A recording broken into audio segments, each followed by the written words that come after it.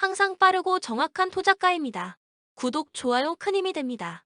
본 영상은 초안 프리뷰 영상입니다. 참고만 하시길 바랍니다. 조합픽 또는 추천픽은 최종 분석 후 가족방 또는 정보방에서 무료로 공유해드립니다. 많은 참여 바랍니다. 스포츠 분석 토작가 크레모넷의 컵 대회에서 승리를 챙기면서 긴 무승 행진을 깨기는 했지만 여전히 리그에서는 부진해서 허덕이면서 강등권 싸움을 지속하고 있는 상황.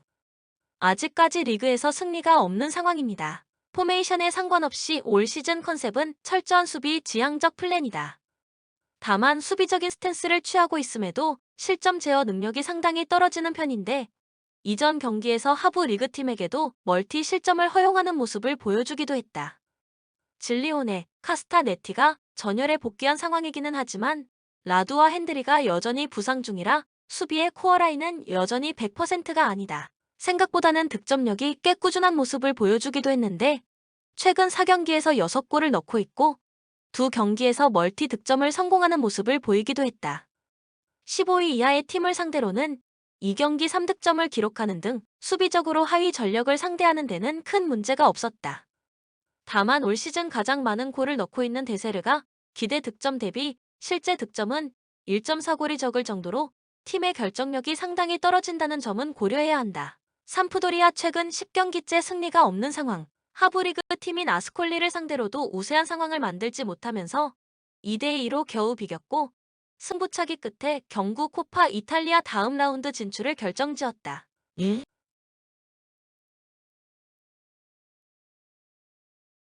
올 시즌 삼프도리아의 문제는 스쿼드의 노쇠화, 특히 전방의 노쇠화는 상당한 편인데 카푸토, 퀄리아렐라의 나이가 이미 30대에 접어든 상황이라 공격진에서의 에너지, 레벨이 상당히 떨어진 상황이다. 때문에 리그에서 가장 적은 득점을 기록하고 있는 불명예를 안고 있는 상황입니다. 수비진에서도 주력 전력들의 많은 나이로 인해 고전하고 있는 것은 마찬가지. 특히 삼프도리아가 의외로 점유율을 많이 확보하면서 라인이 꽤 올라가는 경우가 많기 때문에 역습 커버 면에서 부족함을 보여주고 있는 것이 상당히 치명적이다. 핵심 수비수라고 할 수 있는 무릴로도 여전히 부상 중인 상황. 참고로 올 시즌 삼프도리아 스쿼드의 평균 나이는 29.2세로 리그에서 가장 높다. 코멘트 크레모네 세가 선전할 가능성도 있다고 본다. 최근 4경기에서 6골을 기록했고 하위 순위의 팀을 상대로는 멀티골도 연속으로 기록하는 등 공격력 면에서는 삼프도리아보다 앞선다고 보아도 되는 상태. 삼프도리아가 라인을 꽤 높이는 것에 비해 수비 기동력이 좋지 못하다는 단점도 있어 크레모네세의 수비 후 역습 전략이 잘 먹힐 수도 있다. 다만 크레모네세의 공격진들이 기본적으로 결정력이 좋은 타입은 아니고 삼프도리아도 득점력에서는 최악인 상황입니다. 언더를 1순위로 삼아도 무방하다. 추천 배팅 크레모넷의 승 2.5 언더. 사수올로 아탈란타에게 패하면서 리그에서 2연패를 기록하고 있는 중. 그런데 올 시즌 사수올로가 보여주고 있는 행보를 감안하면 최근 5경기에서 기록한 성적은 어느 정도 예상이 가능했던 부분이었다. 올 시즌 사수올로는 철저하게 상위 전력을 상대로 부진하고 있는데 8위 이상의 팀을 상대로는 1무4패에 그치고 있는 상황이다. 최근 5경기 중 패배했던 3경기의 상대가 우디네세 인테르 아탈란타였다는 점도 올 시즌 사수올로의 강약약강 성향을 잘 보여준다고 할 수 있겠다. 헬라스 베로나가 올 시즌 상당히 부진한 흐름을 타고 있고 9위 아하의 팀을 상대로는 모두 승점을 따냈던 만큼 사수올로가 이전 두 경기보다는 자신감을 가지고 경기를 할 만하다. 올 시즌 사수올로의 고민은 공격력. 이전 경기 3톱의 주역들이었던 라스 파도리와 스카마카가 모두 팀을 떠났고 남은 것은 베라르디아나뿐. 그러나 올 시즌 베라르디도 한 골에 그치고 있을 만큼 컨디션이 좋지 못한 모습. 중앙 미드필더인 프라테시가 3골로 팀 내 최다 득점자라는 것만 봐도 사수올로의 올 시즌 전방 컨디션이 매우 좋지 못하다는 점을 알려주는 대목이다. 베로나 최근 5경기 전패, 라치오, 피오렌티나, 우디네세, 밀란이 섞여있는 힘든 일정이기는 했으나 살레르니타나를 상대로도 승점을 따오지 못했다는 점은 베로나의 올 시즌 상황이 얼마나 좋지 못한지에 대한 근거가 충분히 될 만하다. 올 시즌 베로나의 문제는 수비. 이전 시즌도 공격적인 전술로 재미를 보았던 만큼 올 시즌도 전방으로 향하는 비중이 상당히 높은데 공격이 끊기게 되는 상황에는 수비적인 리스크를 상당히 많이 허용하고 있다.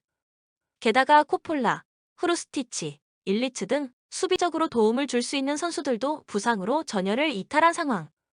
올 시즌 허용한 슈팅의 숫자가 4번째로 많다는 점이 현재 베로나의 수비적 불안감을 대변해준다고 할 수 있을 것이다. 공격적인 기조의 경기에도 불구하고 득점력도 실망스러운 편. 올 시즌 팀에서 최다 득점자인 도이, 그의 득점은 고작 2골.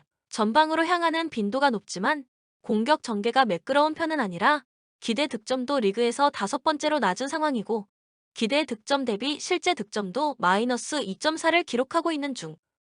사수올로가 9위 이하의 팀을 상대로는 무실점 비중이 80%로 상당히 좋은 만큼 베로나가 쉬이 공략하기 어려운 것이 사실이다. 코멘트. 올 시즌 사수올로가 하위권 팀을 상대로는 꾸준히 경기를 잡아내고 있는 상황. 베로나의 전력 누수도 상당한 수준이고 특히 수비적으로 약점이 너무 많아진 상황이다.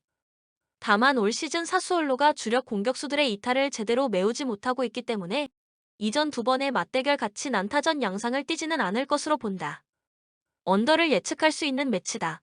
추천 배팅 사수올로 승 2.5 언더. 웨스트햄 리버풀에게 패하면서 무패 행진에 제동이 걸렸다. 그러나 그 이전 5경기에서 4승 1무를 달성했을 정도로 흐름 자체는 상당히 올라왔었던 상태. 다만 파케타의 이탈은 상당히 뼈아프다고 할 수 있는데 그동안 파케타의 합류로 인해 중앙 빌드업에서 상당히 좋아진 모습을 보여주었지만 그 이전에는 단조로운 공격 전술로 인해 득점력에서 어려움이 상당했던 모습. 다운스를 파케타 대신 사용했으나 파케타가 보여주던 시야와 매끄러운 볼 전개를 따라잡기에는 여러모로 무리였다.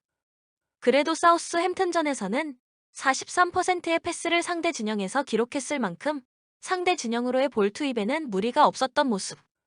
최근 3경기 연속으로 전반 실점을 기록하고 있다는 점은 아쉬우나 실점 자체가 많은 편은 아니다.